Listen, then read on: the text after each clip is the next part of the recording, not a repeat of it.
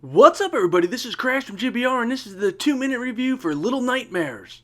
Little Nightmares is developed by Tarsier Studios, and it is a single-player only puzzle platform horror adventure, and it is available now for Microsoft Windows, PlayStation 4, and Xbox One. All footage you are seeing is from the Xbox One version, and you can pick up the physical copy or the digital version for $19.99. So let's do this. So right off the bat, you're going to notice how gorgeous the graphics are in Little Nightmares. There's plenty of graphical tricks and voodoo magic going on throughout the entire game, and this high fidelity also carries out throughout the sound. Your eyes and ears will definitely be on sensory overload as you play throughout the 5 chapters within this game. This game is best played in a dark room with the volume cranked up high. Now the game takes place in a 2.5D world where you play as a little girl named Six, and you have to figure out what the hell is going on.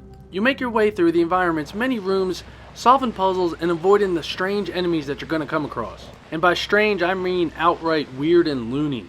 I mean, just look at these weirdos.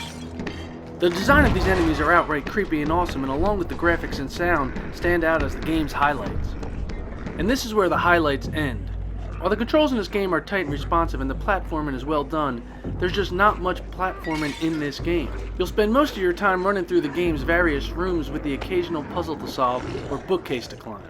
And when these puzzle or platform sections do arise, you're going to find that they're not that difficult or rewarding such as other games, namely Limbo, which this game will undoubtedly be compared to.